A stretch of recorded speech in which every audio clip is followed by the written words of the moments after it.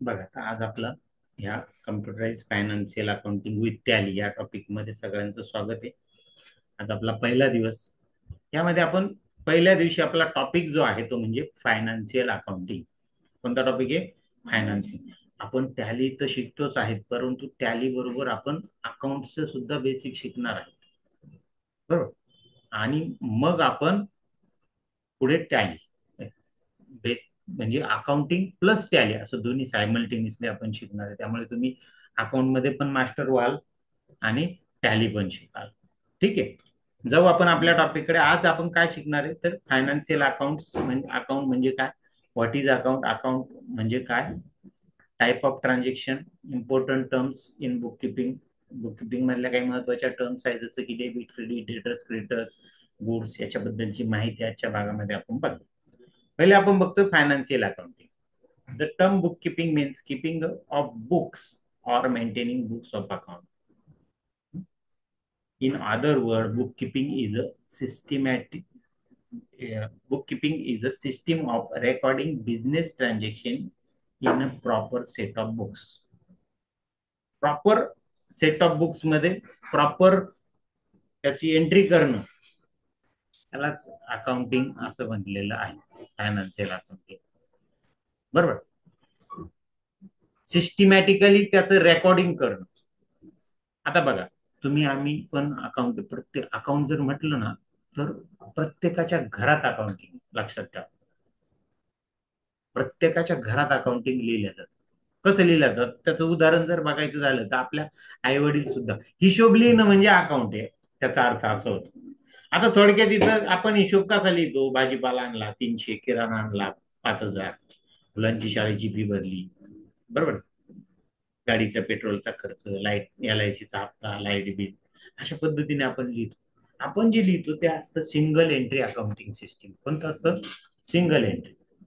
बरं, याच्यामध्ये फक्त खर्च झाला हे दिसतंय, पण शिल्लक किती राहिली हे दिसत नाहीये, कुठून पैसे आले हे दिसत नाहीये. आपण जे अकाउंटिंग सिस्टम अकाउंट शिकणार आहे ते सिस्टमॅटिकली म्हणजेच डबल एंट्री अकाउंटिंग सिस्टीम शिकणार आहे, जे की आपल्याला सर्व परिचित आहे असं अकाउंटिंग, बरोबर. इन्कम टॅक्स साठी त्या पद्धतीचं अकाउंटिंग गरजेचं आहे, असं अकाउंटिंग आपण शिकणार. आता याच्यामध्ये डबल एंट्री मध्ये दोन्ही साईड, आल्याची साईड आणि गेल्याची साईड, या दोन्ही साईड असतात, आहे का. तुम्ही पण एखाद्या किराणा दुकानात जर गेलात ना तर तिथं सुद्धा तो काय करतो, त्याची एक छोटीशी वही असते आणि त्या वहीवर तो काय करतो, लिहून ठेवतो कोणाचे बाकी आहे, कोणाचे काय. पण दुसरा जर त्या ठिकाणी गेला, दुसरा समजा घरातल्या दुसऱ्या मेंबरने एखाद दिवशी दुकान हातात घेतलं तर त्याला समजत नाही ती गोष्ट, ज्याने लिहिलंय त्याला समजत. का तर त्याने त्याच्या पद्धतीने लिहिलं ना, म्हणून. मग हे जर आपण बिझनेसमध्ये एखाद्या कंपनीमध्ये जर असं केलं, अकाउंटंट ठेवला आणि तुझ्या मनाप्रमाणे लिही बाबा हिशोब असं म्हटलं तर चालेल का? कारण की दुसरा तिथं अकाउंटंट बदलत असतात, माणूस बदलत असतो, रिटायर होत असतो. कंपनी तर काही रिटायर होत नाही ना. मग नवीन येणाऱ्याला ते सगळं समजलं पाहिजे. त्याच्यामुळे सिस्टमॅटिकली अकाउंटिंग केलेलं असेल तर कोणी केव्हाही सोडून गेलं तरी प्रॉब्लेम येत नाही. येते ना लक्षात? बरं. आता आपल्याला बघायचे ट्रान्झॅक्शन. ट्रान्झॅक्शनचे मेन 3 प्रकार येतात. व्यवसायात देवाणघेवाण केलेली प्रत्येक गोष्ट त्याच्या पैशाच्या किमतीत नोंदवली जाते. एखाद्या व्यक्ती पैशात डिलिंग करतो त्याला व्यवहार म्हणून ओळखले जाते, ज्यामध्ये त्यात पैशाचे हस्तांतर किंवा एखाद्या व्यक्तीकडून दुसऱ्या व्यक्तीस समतुल्य वस्तूंचे हस्तांतरण समाविष्ट असते. तर याला काय म्हटलं जातं? ट्रान्झॅक्शन म्हटलं जातं. वस्तू दिली, पैसे घेतले, किंवा वस्तूच्या बदल्यात वस्तू दिली. हे ट्रान्झॅक्शनचे प्रकार 3. पहिला आहे कॅश ट्रान्झॅक्शन, क्रेडिट ट्रान्झॅक्शन आणि ट्रान्झॅक्शन इन एक्सचेंज. तर कॅश ट्रान्झॅक्शन मध्ये होतं काय, आपण दुकानात जातो, पैसे देतो आणि वस्तू घेतो. कॅश ट्रान्झॅक्शन म्हणजे रोख व्यवहार. मराठीमध्ये त्याला काय म्हणणार आपण? रोख व्यवहार, बरोबर. पैसे दिले, वस्तू घेतली, तिथल्या तिथं तो व्यवहार संपतो. परत त्या दुकानदाराला तुमचं काही नाव गाव पत्ता लिहून ठेवायला लागते का? नाही. तो तुम्हाला वस्तू देतो, पैसे घेऊन टाकतो, विषय संपला. ठीक आहे. समजलं. मग कॅश म्हणजे कॅश ट्रान्झॅक्शन, रोख व्यवहार. आता याच्यामध्ये पहिल्या व्यक्तीने दुसऱ्या व्यक्तीत रोखीत माल विकल्यास पहिला व्यक्ती आपला माल दुसऱ्या व्यक्तीस विकतो व त्याच्याकडून रोख रक्कम घेतो, त्यामुळे केलेला व्यवहार जागच्या जागी संपतो. असा या व्यवहाराचा प्रकार. दुसरा पुढचा प्रकार आहे तो म्हणजे क्रेडिट ट्रान्झॅक्शन. क्रेडिट ट्रान्झॅक्शन मध्ये होतं काय लक्षात घ्या. आपण दुकानात जातो, माल घेतो, किराणा माल घेतला आणि त्याला सांगतो की 20-25 दिवसांनी पैसे आम्ही देतो. 20 दिवसांनी देतो, 15 दिवसांनी देतो किंवा 7 तारखेला देतो. जसे आपल्याकडे पैसे येणार हे आपल्याला प्रत्येकाला माहित असतं, त्या हिशोबाने आपण त्याला कमिटमेंट करतो. बरोबर आहे का नाही? आता मी जर तुम्हाला सांगितलं, जा खाली दुकानामध्ये उधार माल घेऊन जा घरी, देईल का तो दुकानदार तुम्हाला? का बरं नाही देणार? का नाही देणार? तुम्हाला उधार माल कोण देईल? ज्याच्याशी तुमचे व्यवहार आहेत तोच देईल. तुम्हाला कोणताही दुकानदार नाही देणार. तुम्ही ज्या गावात राहतात, ज्या एरियात राहतात, त्या एरियातला दुकानदार तुम्हाला ओळखतो, तुम्ही नेहमी त्याच्याकडून माल घेतात, त्या ठिकाणी तुम्हाला उधारीवर मिळेल. तुम्ही मॉलमध्ये गेला तर तिथे तुम्हाला कोणी ओळखणार नसतं, तिथे तुम्हाला उधार मिळेल का? बिलकुल मिळणार नाही, तिथे रोखीतच घ्यावं लागेल. मग ह्या उधार ट्रान्झॅक्शन मध्ये होतं काय लक्षात घ्या. पहिल्या व्यक्तीने दुसऱ्या व्यक्ती उधारीत माल विकल्यास पहिला व्यक्ती आपला माल दुसऱ्या व्यक्तीस विकतो व त्याच्याकडून भविष्यात रक्कम देण्याचे आश्वासन घेतो. त्यामुळे केलेला व्यवहार जोपर्यंत पैसे दुसरा व्यक्ती पहिला देत नाही तोपर्यंत संपत नाही. म्हणजे हा व्यवहार तसाच राहतो, आहे का? कधीपर्यंत देत नाही तोपर्यंत. येते लक्षात? तर हे क्रेडिट ट्रान्झॅक्शन हे किंवा उधार ट्रान्झॅक्शन हे तुमच्या संबंधावर अवलंबून असतात. प्रत्येकाला उधारीत मिळेल याची गॅरंटी नसते. पुढचा प्रकार आहे तो म्हणजे ट्रान्झॅक्शन इन एक्सचेंज. याच्यामध्ये होतं काय, वस्तूच्या बदल्यात वस्तू या व्यवहाराच्या प्रकारात रोख रकमेवर परिणाम कुठंच होत नाही. बरोबर आहे का नाही? इथं होतं काय, एक वस्तूच्या बदल्यात दुसरी वस्तू, त्याच किमतीची वस्तू देवाणघेवाण केली. पण आता प्रॉब्लेम काय झाला, वस्तूच्या किमती सारख्या आहे हे कसं ठरवणार? बरं, तुम्हाला असा प्रकार आता दिसतोय का घडताना? जास्त क्वचित प्रमाणात ग्रामीण भागात घडतो. ग्रामीण भागात शेतकरी त्याचा शेतमाल आणतो, भाजीपाला किंवा जे काही अन्नधान्य आहे ते त्या किराणा दुकानदाराला देतो आणि त्याच्या बदल्यात वस्तू घेऊन जातो. असं क्वचित, ते पण क्वचित ट्रान्झॅक्शन आहे. हा प्रकार जास्त नाही. आणि हा पण व्यवहार जागच्या जागी संपतो. कसा? भाजीपाला किंवा धान्य दिलं आणि त्याच्या बदल्यात किराणा घेऊन गेले, संपला विषय तिथे. बरोबर आहे का? तसं उधार ट्रान्झॅक्शन हे जागच्या जागी संपत नाही. ते जोपर्यंत पैसे येत नाही तोपर्यंत ते तसंच ट्रान्झॅक्शन राहत. समजलं? मग 3 प्रकार. मग आता मी तुम्हाला एक प्रश्न विचारतो. तुम्ही दुकानात गेला, हं? दुकानात गेला, माल घेतला आणि तुमच्याकडे पैसे नाही. मोबाईल काढला, QR कोड स्कॅन केला आणि पैसे ट्रान्सफर केले. बरोबर ना? या व्यवहाराच्या प्रकाराला तुम्ही काय म्हणता?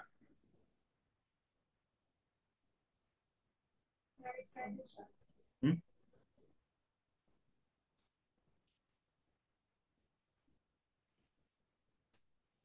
तर बरेच जण ऑनलाईन ट्रान्झॅक्शन म्हणतात, तुम्ही डायरेक्ट ट्रान्झॅक्शन म्हटलं. आता मला सांगा, इतक्यात मी तुम्हाला व्यवहाराचे 3 प्रकार शिकवले: कॅश ट्रान्झॅक्शन, क्रेडिट ट्रान्झॅक्शन आणि ट्रान्झॅक्शन इन एक्सचेंज. या व्यतिरिक्त बिझनेस मध्ये ट्रान्झॅक्शनचे प्रकारच नाहीये. हा तुम्ही आणला कुठं? बरोबर आहे का नाही? म्हणता येईल, बरोबर ना? कॅश ट्रान्झॅक्शन म्हणजे कॅशच दिली असं नाहीये, रोख. त्याला नाव आहे रोख. लक्षात घ्या. काय नाव आहे त्याला? रोख. म्हणजे रोखच दिली ना तुम्ही. ऑनलाईन पेड केले म्हणजे काय केलं? रोखच व्यवहार झाला. त्याच्यामध्ये कुठं उधार ठेवलंय का तुम्ही? नाही. येते लक्षात? अशा पद्धतीने व्यवहाराचे प्रकार हे 3च. यात बदल होणार नाही. अकाउंटिंग मध्ये कोणताच बदल कधी भविष्यात अपडेट झालं वर्षानं असं काय होणार नाही. व्यवहाराचे प्रकार सेम. उलट तो एक व्यवहाराचा प्रकार कालबाह्य होत चाललेला आहे. कोणता? Transaction in exchange. ठीक आहे. काही महत्वाच्या टर्म्स आता आपल्याला बघायच्या. त्याच्यामध्ये पहिली डेबिट.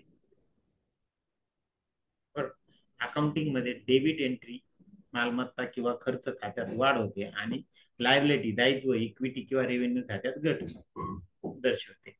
लेजर मध्ये खात्याच्या डाव्या बाजूला डेबिट आणि उजव्या बाजूला क्रेडिट असं लिहिलं जातं. अजून बऱ्याच तुम्हाला अकाउंट शिकायचे, त्यामुळे डेबिट बाजू कोणती क्रेडिट बाजू कोणती हा भाग पुढचा आहे. पण तुम्ही बँकेचे व्यवहार करतात करतात का नाही? तुम्हाला पैसे तुमचे गेले, तुम्ही फोन पे केलं तर तो सांगतो, काय सांगतो? डेबिटेड सांगतो का क्रेडिटेड सांगतो? तुमचे 50 रुपये डेबिट झाले का क्रेडिट झाले असं काय सांगेल तो?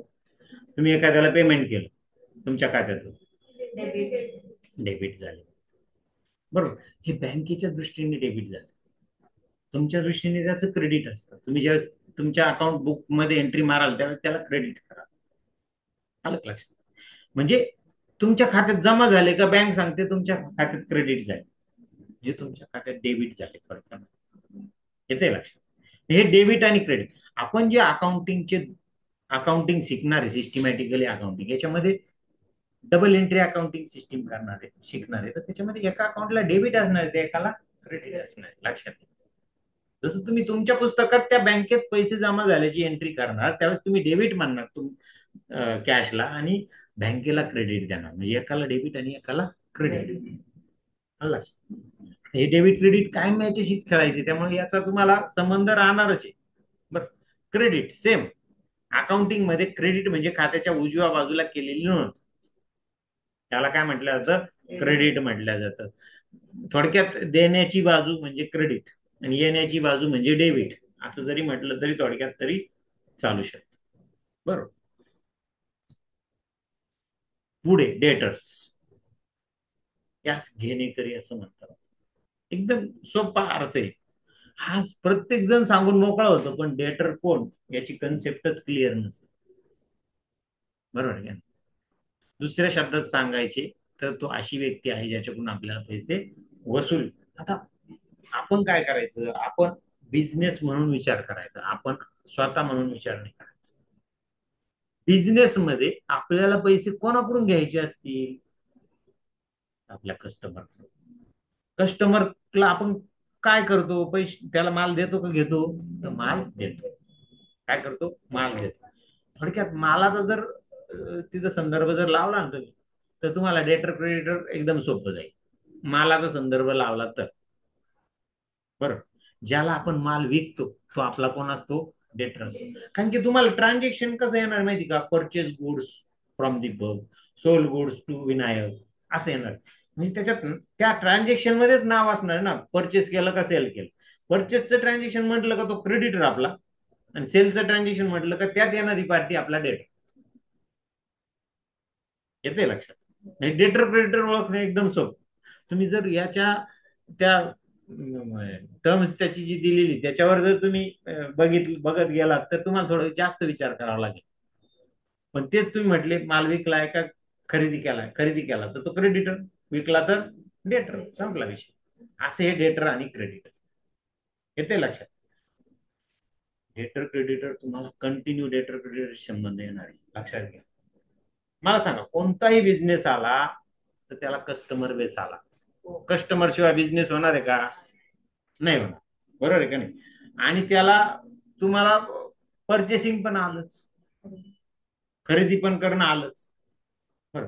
आता तुम्ही जर ट्रेडिंगचा बिझनेस पकडला तर याच्यात खरेदी आणि विक्री याच्यावरच सगळा तो बिझनेस चालू असतो. पण असे पण काही बिझनेस आहे ज्याच्यामध्ये खरेदी कमी असते. उदाहरणार्थ डॉक्टर आहे, तो सर्व्हिस देतो. पण डॉक्टरला सुद्धा कस्टमर आहे का नाही? त्याची पेशंट आहे, त्याची काय कस्टमर आहे. बरोबर. मग तो कोणाकडून माल परचेस करतो? तर त्याला पण काही गोष्टी परचेस कराव्या लागतात का नाही?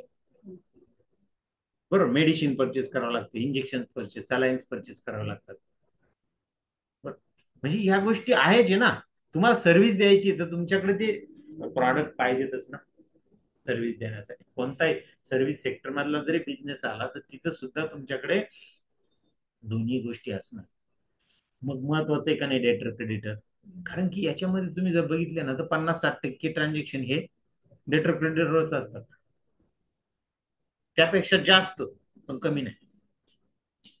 येते लक्षात? तुम्ही एक किराणा दुकानाचं उदाहरण डोळ्यासमोर ठेवा, त्याच्यामध्ये जास्तीत जास्त परचेस सेलचे ट्रान्झॅक्शन, दिवसभर तेच चालू असतं का नाही? त्या दुकानात एखादा कामाला व्यक्ती आहे ना, त्याचा पगार केला महिन्यातून एकदा करणार, माल आणला आठवड्यातून एखाद्या वेळेस ट्रॅव्हलिंगचा खर्च येणार, फर्निचर केलं वर्षातून एखाद्या वेळेस फर्निचरचा खर्च येणार. बरोबर आहे का नाही? पण परचेस आणि सेलच्या एंट्री दररोज, मग डेटर प्रिंटरशी दररोज खेळायचं, त्यामुळे चुकलं नाही पाहिजे. तरी सुद्धा तुमची एंट्री आली का तुमचं बघा कन्फ्युजन होणार तरी. पण हे जर तुम्ही लिहून ठेवलं, परचेस त्याच्या पुढे लिहून ठेवायचं क्रेडिटर, सेल्स त्याच्या पुढे लिहून ठेवायचं डेटर, पहिल्या पानावर लिहून ठेवा. बघ मला एकदम सोपं जाईल. येते लक्षात? गुड्स, माल, वस्तू या शब्दाचा अर्थ म्हणजे आर्टिकल, ज्याचा बिझनेस मध्ये खरेदी विक्री करता उपयोग होतो. अशा वस्तू की ज्या बिझनेसमध्ये खरेदी करतात व विशिष्ट मार्जिन घेऊन विकल्या जातात त्यास गुड्स असे म्हटले जातात. आता गुड्स जो आहे ना, प्रत्येक बिझनेस नुसार बदलतो बरं. गुड्स, माल, किराणा दुकानदार असेल, त्याच्यामध्ये साबण तेल, ह्या ज्या गोष्टी ह्या त्याच्या काय असणार आहे, गुड्स असणार आहे, माल असणार आहे. तेच इलेक्ट्रॉनिकच्या दुकानात तुम्ही गेला तर तिथे टीव्ही, फ्रीज, कॉम्प्युटर, मोबाईल हे काय असणार, त्याचा गुड्स असणार. बरोबर. तेच तुम्ही मोटरसायकलच्या दुकानात गेला तर तिथं पण त्या इलेक्ट्रॉनिकच्या दुकानात सुद्धा त्याने त्याच्यासाठी जी वस्तू ठेवलेली कॉम्प्युटर कामासाठी, ती त्याची ऍसेट असते, ती गुड्स नसते. ती विकण्यासाठी ठेवलेली असते का? तो लॅपटॉप किंवा तो कॉम्प्युटर तो विकू शकत नाही. विकलं तर त्यात सगळं अकाउंटिंग त्यात निघून जाईल. आहे का नाही? म्हणजे काही गोष्टी तो स्वतःसाठी पण ठेवतो, त्याला ऍसेट म्हटलं जातं. येते लक्षात? गुड्स समजलं? प्रत्येक तुम्ही किराणा एखाद्या इलेक्ट्रॉनिक स्टोअर मध्ये गेलात आणि त्याला म्हटलं फर्निचर द्या, देईल का तो? तिथं फर्निचर नाहीये का? आहे ना, टेबल असतो ना तिथं. म्हणून टेबलची मागणी तुम्ही करू शकत नाही. तर तुम्हाला माहिती वरती इलेक्ट्रॉनिकचं दुकान, ती टेबल त्याची ऍसेट, पण टेबलच्या दुकानात टेबल त्याची ऍसेट नसणार आहे, तो त्याचा गुड्स असणार आहे, तो विकायला ठेवलेला असणार आहे. ठीक आहे. एक्सपेन्सेस, खर्च, एखाद्या विशिष्ट सेवेच्या बदल्यात दिलेल्या रकमेला खर्च असे म्हणतात. सेवेच्या बदल्यात, बरोबर. उदाहरणार्थ सॅलरी, वेजेस, पगार दिला. आणि तो पगार ज्याला देतो तो आपल्याला सेवा देतो ना, काहीतरी तुमचं अकाउंटिंगचं काम करून देतो, तुमचं माल विक्री करून देतो. वेजेस, मजुरी, बरोबर. मजुरी, सॅलरी आणि वेजेस यामध्ये फरक आहे. सॅलरी महिन्याला दिली जाते, वेजेस ही दररोज दिली जाते. मजुरी, एखादा हमाल आणला, माल उतरवायचं काम केलं, त्याला आपण वेजेस देणार. ऍडव्हर्टाइजमेंट, जाहिरात केली, बरोबर. प्रिंटिंग अँड स्टेशनरी, कागद लागतो बिल प्रिंट करायला, टोनर लागतो, शाई लागते, आहे का ना. ट्रॅव्हलिंग एक्सपेन्सेस, तुम्हाला कुठं जायचंय माल विक्री करण्यासाठी, सेल्समॅनला पाठवायचं, त्याचा खर्च होतो, त्याला ट्रॅव्हलिंग एक्सपेन्सेस म्हणतात. रिपेरिंग, काही तुमच्या दुकानात रिपेरिंग असतं, फर्निचर रिपेअर केलं, काही म्हणजे काही पण खराब होतच ना वस्तू. तुमच्याकडे गाडी असते, गाडी खराब होते, त्याची रिपेरिंग, त्याची सर्व्हिसिंग असते, त्याचा खर्च असतो. कमिशन पेड, एखादा डील करायचं त्याच्यामध्ये कमिशन असतं एखाद्याचं द्यायचं, ते कमिशन पेड करतो आपण. रेंट पेड, आपण दुकान आपलं स्वतःचं नसेल तर भाडं पेड करावं लागतं आपल्याला. इंटरेस्ट पेड, दुकान ज्यावेळेस आपण टाकतो सगळं भांडवल आपल्याकडे असतं, तसं नाही, आपण कर्ज घेतो, त्या कर्जाच्या अगेन्स्ट आपल्याला इंटरेस्ट पेड करावं लागतं, तो आपला खर्च आहे. समज? हे झाले खर्चाचे प्रकार. असे भरपूर खर्च असतील त्याच्यामध्ये, आणि कॉमन खर्च तुम्हाला इथं सांग. पुढे आहे इन्कम. एखाद्या विशिष्ट सेवेच्या बदल्यात प्राप्त झालेल्या रकमेला उत्पन्न किंवा इन्कम असं म्हणतात. बरोबर आहे का? कशाच्या बदल्यात? सेवेच्या बदल्यात. बरं. मग आता मला सांगा, तुमचं किराणा दुकान आहे, तुम्ही एक 500 रुपयाला एखादी वस्तू आणली आणि ती 600ला विकली, किती इन्कम झाला? किती झाला? 100 काय झाला? बिलकुल नाही झाला. ती सेवा नाही, तो प्रॉफिट झाला. प्रॉफिट आणि इन्कम हा बदल लक्षात घ्या. प्रॉफिट आणि इन्कम यामध्ये बदल आहे, बरं. तुम्ही जो व्यवसाय करताय ट्रेडिंगचा, त्याच्यामधून मिळणार उत्पन्नाला प्रॉफिट म्हणतो आपण. पण त्याबरोबर तुम्ही एखादं काम करताय, दुसरी काही सेवा देताय, किंवा तुम्ही सेवा देताय. बघा आता उदाहरणार्थ तुम्ही किराणा दुकान टाकले, दररोज तुमचा 50,000चा माल विकला जातो. त्यातून तुम्हाला 10-20% जरी म्हटलं तर 10,000 रुपये दररोज येत आहे. 20% जर मार्जिन पकडलं, किती रुपये? मग 20,000 तुम्ही खाणार आहे का? मग काय करणार? ते साठवणार, बँकेत ठेवणार, बँकेत एफडी करणार. एफडी केल्यानंतर त्याचं व्याज मिळणार, आहे का, इंटरेस्ट रिसिव्ह मिळेल का नाही? तो काय झाला आपला इन्कम. बरोबर. नंतर तुम्ही खूप पैसे जमा झाले, एखादी प्रॉपर्टी विकत घेणार, दुकान विकत घेणार, ते भाड्याने देणार, त्याच्यापासून तुम्हाला रेंट मिळणार, रेंट रिसिव्ह. जसं तुम्हाला खर्चात मध्ये आलं रेंट पेड, इंटरेस्ट पेड, तसं तुम्हाला हे उत्पन्नामध्ये सुद्धा येणार आहे ते. पण मग त्याच्यात शब्द बदलेल, पेडच्या ठिकाणी रिसिव्ह, रिसिव्हच्या ठिकाणी पेड, असं आलं लक्षात? त्याच्यानंतर डिव्हिडंड रिसिव्ह, तुम्ही शेअर्स मध्ये गुंतवणूक केली, बरोबर, तर त्याच्यातून तुम्हाला डिव्हिडंड मिळेल. एखादं डील करून दिली तुम्ही खरेदी विक्रीची, त्यातून कमिशन मिळालं, कमिशन रिसिव्ह, हे तुमच्या मूळ बिझनेस व्यतिरिक्त इन्कम आहे का नाही? हा आता तुम्ही लक्षात घ्या. तुमचा बिझनेस काय? ट्रेडिंगचा. असा असताना पैसे जमा झाले म्हणून बँकेत ठेवले, त्याच्यावर व्याज मिळतोय. तुम्ही शेअर्स मार्केटमध्ये टाकले, त्याच्यावर डिव्हिडंड मिळतोय. तुम्ही दुकान घेतलं, त्याचा इंटरेस्ट मिळतोय, आहे का नाही? बिझनेस व्यतिरिक्त येणारे इन्कम म्हणजे त्याला इन्कम असं म्हटलं जातं. समजलं मग? कॅपिटल. कॅपिटल कोणाला म्हणायचं? व्यवसाय करण्यासाठी प्रोप्रायटरने व्यवसायात गुंतवलेली एक रक्कम म्हणजे कॅपिटल होय. आपण व्यवसाय, तुम्हाला मी म्हटलं का बाबा तुम्ही व्यवसाय सुरू करा, तर तुम्ही पहिले मला काय बरं सांगणार का? आमच्याकडे भांडवल नाही. म्हणणार का नाही? भांडवल ज्याच्याकडे भांडवल आहे तोच व्यवसाय टाकतो, लक्षात घ्या. बरोबर आहे का नाही इथपर्यंत? प्रत्येक जण टाकतो का? मग मला सांगा, बरेच जण व्यवसाय, आता तुमच्या सुद्धा कोणी मित्रमैत्रिणींनी व्यवसाय टाकलेला असेल, टाकला का नाही? मग त्यांच्याकडे पैसे होते का? मग त्यांना कोणी पैसे दिले? कोणी दिले पैसे? बघा बरं, विचार करा तुम्ही. तुमच्या कोणी जवळच्या एखाद्या मित्रमैत्रिणीने किंवा नातेवाईकाने व्यवसाय टाकलाय का? मग त्याच्याकडे पैसे होते का? तो काय करत होता अगोदर? थोडक्यात आपल्या आई वडिलांनी जी दिलेले पैसे ते सुद्धा आपलं एक प्रकारचं भांडवल असतं, लक्षात घ्या. आपल्याला कोण देणार आहे? आई वडील देणार. पण नातेवाईकाकडून घेतले ते भांडवल राहील का? बिलकुल नाही. ते लोन असतं, कर्ज असतं, लक्षात घ्या. त्याला आपण उसने पैसे म्हणतो. ठीक आहे, समजलं मग भांडवल.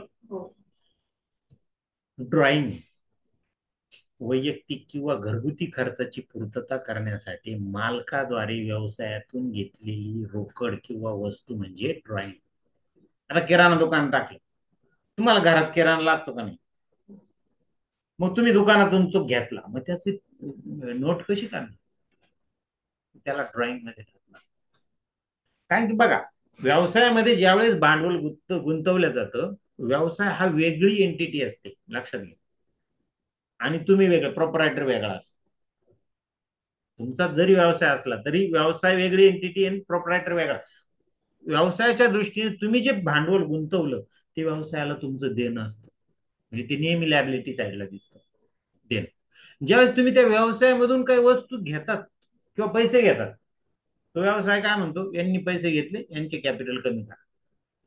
आणि तुमचे पैसे कुठून कट केले जातात? कॅपिटल मधून. तुम्ही 5 लाख गुंतवलेले आहे, 10 लाख उचलले तुम्ही, मुलाची फी भरण्यासाठी 10,000 रुपये घेतले.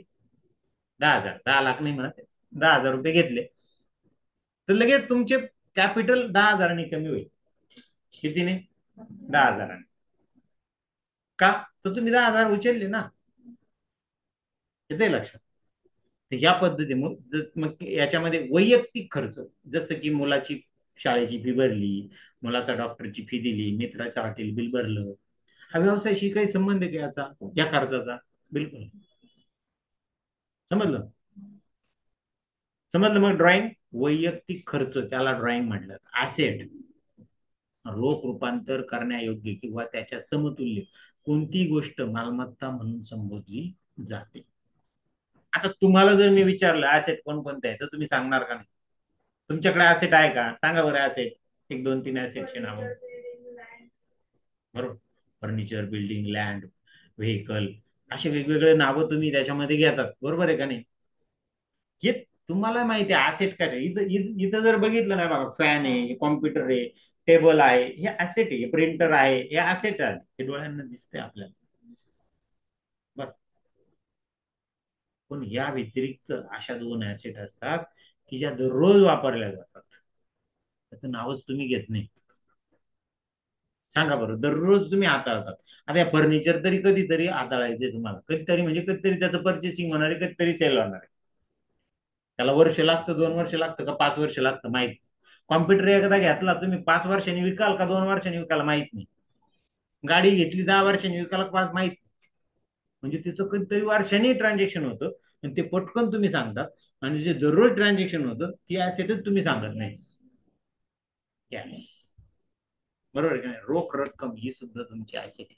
आता अजून एक ऍसेट, त्याची दररोज तुम्ही त्या तो जो तुम्ही तुमच्या दृष्टीने नाही विचार करा, तुमच्या दृष्टीने सुद्धा तुमच्याकडे सुद्धा आहे ऍसेट. दुकानाच्या दृष्टीने विचार करा. दररोज कमीत कमी 10 ते 15 वेळेस तिचा वापर होतो. मग आता बरेच जण म्हणतील मोबाईल. मोबाईल तर सारखा असतो हातात मग. बरोबर आहे का नाही? मोबाईल तर सारखा हातात. मोबाईल व्यतिरिक्त अजून मोबाईल सुद्धा ऍसेटच आहे तुमची. लक्षात घ्या. बिझनेसच्या दृष्टीने तुम्ही किराणा दुकान जर डोळ्यासमोर ठेवलं तर अजून एक ऍसेट म्हणजे ती म्हणजे गुड्स. काय? गुड्स, माल. दररोज हातात. आणि तुम्ही बघा, कॅश आणि गुड्स या दोन जे ऍसेट आहे ना, या दोन ऍसेट 95% ट्रान्झॅक्शन मध्ये असतातच. यापैकी एक ऍसेट. लक्षात घ्या. किती? 95% किंवा त्यापेक्षा जास्त एक असणारच, किंवा दोन्ही असतील त्या ट्रान्झॅक्शन मध्ये. दोन ऍसेट जर तुम्ही कॉन्सन्ट्रेट केलं ना, तर तुमचं अकाउंट एकदम सोपं होतं. कारण की त्यांच्यासाठी जो अकाउंटचा प्रकार आहे तो असतो रिअल अकाउंट. तो सांगतो जे येतो त्याला डेबिट द्या, जे जातं त्याला क्रेडिट द्या. आपल्याला लगेच बघायचं याच्यात कॅश आहे का? आहे. कॅश येते का? जाते. जाते मग क्रेडिट. येते मग डेबिट. गुड्स येतोय का? जातोय. येतोय मग डेबिट. जातोय मग क्रेडिट. म्हणजे डेबिट क्रेडिट सापडवून आता पुढे जाऊन आपल्याला ते शिकायचंय का डेबिट क्रेडिट कसं शोधायचं. त्यासाठी रूल बघायचे आपल्याला. है ना? समज. तर मग त्या दोन ऍसेटवर जर तुम्ही कॉन्सन्ट्रेट केलं तर तुमचं अकाउंट एकदम सोपं होणार. बाकीचे रूल लावायचे सुद्धा, कारण की एकाला डेबिट आलं तर दुसऱ्याला क्रेडिट आहे ना हो. हे तर ठरलेलं आहे का नाही? का दोन्हीला डेबिट येणार आहे? बिलकुल नाही. समजलं? तर अशा प्रकारे ह्या ऍसेट याच्यामध्ये आता इथून पुढे तुम्हाला जर कोणी ऍसेट विचारलं तर पहिले या दोन ऍसेटचं नाव समोर आलं पाहिजे. ह्या करंट ऍसेट. ऍसेटमध्ये पण प्रकार आहे. करंट ऍसेट आणि फिक्स ऍसेट. फिक्स म्हणजे त्यांचं काही कालावधीपर्यंत किंमत तीच राहते. तशी कॅशची किंमत मिनिटा मिनिटाला बदलते. बदलते का नाही? आता 50 असतील तर खाली जाईपर्यंत 25 झालेले असतील.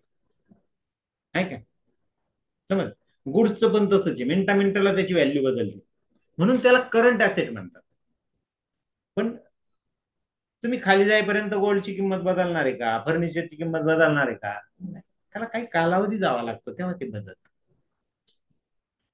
लॅबिलिटी पुढे, दायित्वे. जसे ऍसेट असते ना, तसं आपलं देणं ही एक गोष्ट असते. मग काय काय असतं त्याच्या? Bank loan, capital. जसं मी कॅपिटल सांगितलं की बिझनेसच्या दृष्टीने ते नेहमी देणंच असतं. लोन. आता कॅपिटल वर आपण बिझनेस सुरू करतो असं नाही. प्रत्येक जणाला, प्रत्येक बिझनेस वाल्याला कर्ज घ्यावंच लागतं. पण कर्ज कधी होतं माहिती का? तुम्ही ज्यावेळेस तुमचा बिझनेस ग्रो होतो, काही विशिष्ट कालावधीत निघून जातो, तुमचे ट्रान्झॅक्शन बँकेला दिसतात, तेव्हा बँक देते. कधी बँक कर्ज तुम्हाला देणार नाही. ते देण्याचाच प्रकार आहे लोन. किंवा तुम्ही नातेवाईकाकडून उसने घेतली, ते पण एक कर्जाचा प्रकार आहे. तो फक्त अनसिक्युअर्ड लोन येतो. आणि हा सिक्युअर्ड लोन असतो. बरोबर. क्रेडिटर. क्रेडिटर कोणाला म्हणायचं? ज्याच्याकडून परचेस करतो तो, का ज्याला सेल करतो तो? परचेस करतो तो. बरोबर आहे ना? परचेस करतो त्याच ट्रान्झॅक्शन मध्ये क्रेडिटर असतो. बरोबर आहे का? येते लक्षात. म्हणजे ज्याच्याकडून परचेस करतो त्याला नेहमी आपल्याला पैसे देणंच राहील, मग तो देण्याचाच प्रकार झाला. करंट लॅबिलिटी, ह्याच्या व्यतिरिक्त काही देणं असतं जे मी सांगितलं त्याच्या व्यतिरिक्त, ते अप्रत्यक्ष देणं असतं थोडक्यामध्ये. जसं की प्रीपेड एक्सपेन्सेस, बिल्स पेबल है ना, किंवा आउटस्टँडिंग एक्सपेन्सेस, प्रीपेड इन्कम, हे देणं आहे. लक्षात घ्या. कसं? आउटस्टँडिंग एक्सपेन्सेस, एक्सपेन्स आता समजा मार्च आला, पगार जो आहे सॅलरी, सॅलरी काय आपण लगेच 30 तारखेला करतो का? पण अकाउंट 30 तारखेला फायनल करावं लागतं. मग तो खर्च जो आहे तो सॅलरीचा आपण 7 तारखेला जरी केला तर 30 तारखेच्या आत तो दाखवा लागतो. पण 30 तारखेला एंट्री मारावी लागते. आउटस्टँडिंग सॅलरी ही देणं आहे आपलं. समज. प्रीपेड इन्कम, आगाऊ जो इन्कम आलेला आपल्याला, आपण समजा एखादं दुकान आहे आणि त्या दुकानाचं जानेवारी तुम्ही भाड्याने दिलं आणि त्या समोरच्याला सांगितलं वर्षभराचं तुला भाडं आगाऊ द्यावं लागेल. मग तो काय करतो, जानेवारी ते डिसेंबरचं 1000 रुपयाप्रमाणे 12,000 तुम्हाला दिले. पण त्यातले 3,000 या वर्षाचे ना, मार्चच्या 30 तारखेला तुम्हाला अकाउंटला टॅलीला सांगावं लागेल की हे 7,000 पुढच्या वर्षाचे बाबा, हे माझं देणं आहे, आजच्या घडीला तरी देणं आहे. ते जरी तुम्हाला आले, तुमचे तुमचे कधी होणार आहे माहिती का? डिसेंबर पूर्ण झाल्यावर होणार आहे. तर समोरच्याने जर मध्येच दुकान सोडून दिलं, तुम्हाला परत द्यावे लागतील का नाही ते पैसे? बरोबर आहे का नाही? समजतंय ना? म्हणजे हे थोडक्यात असे अप्रत्यक्ष देणे जे आहेत ते ह्या करंट लॅबिलिटीज मध्ये येतात. जसं bills payable, outstanding expenses, prepaid incomes. Okay. Account, account कशाला म्हणतात? It is a summarise and systematically record of transactions related to person, property, income or expenses. एखादी व्यक्ती, एखादी प्रॉपर्टी, इन्कम, खर्च यांच्याबद्दलचं सिस्टमॅटिकली रेकॉर्ड करून ठेवलेलं एक पुस्तक म्हणजेच काय? अकाउंट. बघा त्याचं उदाहरण खाली आपल्याला दिले, कॅश अकाउंट. याच्यामध्ये काय झालं, ह्या कॅश अकाउंट बद्दलची माहिती तुम्हाला तिथे रेकॉर्ड केली. दोन साईड दिल्या गेलेल्या, एक आहे डेबिट साईड, ती आहे डाव्या साईडला, आहे का नाही, आणि उजव्या साईडला आहे क्रेडिट साईड. इकडे जे ट्रान्झॅक्शन आहे बघा, कॅपिटल, कॅपिटलच्या अंतर्गत 50 आले, सेल्स माल विकला त्याचे 25 आले, रेंट रेंट मिळालं 15,000, असे टोटल या महिन्यात किती आले? 80. कॅश अकाउंट तुम्हाला सांगता ना किती आले तुम्हाला या महिन्यात, पटकन सांग. आणि क्रेडिट साईड बघा, या क्रेडिट साईडला काय झालं, परचेस, माल परचेस केला त्याला 15 दिले, सॅलरी दिली 10,000 रुपये, ऍडव्हर्टाइजमेंट 10,000 दिली, असे 35,000 खर्च झाला. मग आता शिल्लक किती जर राहिले तर 80 मधून 35 वजा करायचे, तेवढे शिल्लक. म्हणजे एका मिनिटात तुम्हाला तुमच्याकडे पैसे किती शिल्लक, हे आपल्याला हे कॅश अकाउंट सांगतं. बरोबर आहे का नाही? का कधी सांगेल ते? तुम्ही सिस्टमॅटिक रेकॉर्ड केलं तर, डेबिटचं डेबिटला, क्रेडिटचं क्रेडिटला लिहिलं तर. समजते? आलं लक्षात? तर हे अकाउंट याला म्हणतात. इनव्हॉइस हे व्यवसायाचे दस्तऐवज आहे किंवा स्टेटमेंट आहे जे वस्तू विक्रेत्याकडून वस्तूच्या खरेदीदारात दिले जाते, ज्याला आपण बिल म्हणतो. आपल्या शब्दात बिल, पण बिझनेसच्या शब्दात त्याला इनव्हॉइस म्हटले जातं. समजतंय? ठीक. पुढे बघा, फोलिओ हा एक तांत्रिक शब्द आहे जो सामान्यतः पान क्रमांक दर्शवण्यासाठी खात्यामध्ये वापरला जातो. पान क्रमांक दर्शवण्यासाठी. बरोबर. पूर्वी कसे पुस्तकं जे मॅन्युअली लिहिल्या जायची, मी तुम्हाला इतक्यात सांगितलं की अकाउंटिंग मध्ये 4 पुस्तकं हे लिहायलाच लागतात प्रॉफिट लॉस समजण्यासाठी, जसं की जर्नल, मग लेजर, ट्रायल बॅलन्स आणि फायनल अकाउंट. जर्नल या पुस्तकातून पोस्टिंग कुठे जाते? लेजर मध्ये जाते. लेजर मधून ती ट्रायल बॅलन्स मध्ये जाते आणि ट्रायल बॅलन्स मधून कुठे जाते? फायनल अकाउंट मध्ये जाते. ते लक्षात. मग ते ट्रॅकिंग ठेवण्यासाठी जर्नल मधून लेजर मध्ये जिथं जाईल त्याचा पान नंबर लिहिला जातो जर्नल मध्ये. त्याला एक कॉलम दिलेला असतो, त्याला कॉलमला नाव असतं JF, journal. LF, ledger folio. म्हणजे ही एंट्री लेजर मध्ये कोणत्या पानावर आहे ते आपल्याला समजतं. आणि लेजर मध्ये JF नावाचा कॉलम असतो, जर्नल. म्हणजे ही एंट्री जर्नल पुस्तकातून कोणत्या पानावर इथं आली. म्हणजे मॅन्युअल अकाउंटिंग खूप अवघड होतं. एवढं डिटेल लिहायला लागायचं तिथं. या टॅलीमध्ये कॉम्प्युटराइज अकाउंटिंग मध्ये हे काहीच करावं लागत नाही, हे कॉम्प्युटर करून टाकतोय. पुस्तकं सुद्धा त्याचे तो लिहितोय, तुम्हाला एकच पुस्तक लिहायचंय, जर्नल. सगळ्यात सोपं पुस्तक आहे, तेच तुम्हाला लिहायचंय. येते का लक्षात? पुढे बॅड डेट, बुडीत कर्ज. ज्याला आपण उधारीवर माल विकतो अशा व्यक्तीकडून येणारी रक्कम परत मिळवता येणार नाही, म्हणजेच बुडवली जाते, त्यास बॅड डेप्स असे म्हणतात. म्हणून तो बुडाले, आहे का? पण मग याची नोंद व्यवसायात घ्यावी लागते. बुडाले म्हणजे सोडून दिले, विषय मिटला असं नाही करायला लागत. का? जर तुम्ही याची नोंद घेतली नाही तर तुमचा प्रॉफिट वाढतो. काय वाढतो? प्रॉफिट. प्रॉफिट वाढला का इन्कम टॅक्स भरावा लागतो, बरोबर आहे? मग कोण भरेल इन्कम टॅक्स? त्यापेक्षा बॅड डेप्स तुम्ही नोंदवा. कोण एक सगळेच बुडवतात असं नाही. एखादा कस्टमर निघतो किंवा जो इथं राहत होता आणि अचानक त्यात तो कुठेतरी दुसऱ्या राज्यात निघून गेला, आता फोन नंबरही बदललाय, तुम्हाला कॉन्टॅक्ट करणं अवघड. 5,000 रुपयाचा किराणा घेतलेला तुम्ही 5,000साठी राजस्थानमध्ये तुम्ही जाणार ना, भाडंच 5,000ला घेत. त्यापेक्षा तुम्ही मला सोडून द्या, आहे का? समज. असं हे बॅड डेप्स, त्याला बुडीत कर्ज असं म्हटलं. तो एक अप्रत्यक्ष खर्च आहे आपला. काय? अप्रत्यक्ष खर्च. ओके. अशा पद्धतीने ह्या महत्वाच्या टर्म्स आज आपण बघितल्या, की ज्या तुम्हाला गरजेच्या अकाउंटिंग, कॉम्प्युटराइज अकाउंटिंग करताना ह्या लक्षात राहणं. जे की ज्याच्यात सगळ्यात महत्वाच्या दोन, त्या म्हणजे डेटर्स, क्रेडिटर्स. बरोबर. दररोज तुम्हाला लागणार, दररोज त्याच्याशी संबंध येणार आहे तुमचा. प्रत्येक ट्रान्झॅक्शन मध्ये तुम्हाला त्याच्याशी संबंध येणार आहे. त्याच्यामुळे डेटर्स, क्रेडिटर्स पहिल्या लाईनवर, पहिल्या पानावरच लिहून ठेवा. ज्याला माल विकतो तो आपला कोण? ज्याला माल विकतो तो आपला क्रेडिटर. बघा तिने सांगितलं क्रेडिटर. क्रेडिटर आहे का? नाही, डेटर. आणि ज्याच्याकडून परचेस करतो तो आपला क्रेडिटर. समज. बघा इथंच मी इतक्याच सांगितलंय तरी कन्फ्युजन होतंय का नाही? बरोबर. मग याच्यासाठी पहिल्या पानावर या 2 लाईन लिहिणं गरजेचं आहे का नाही?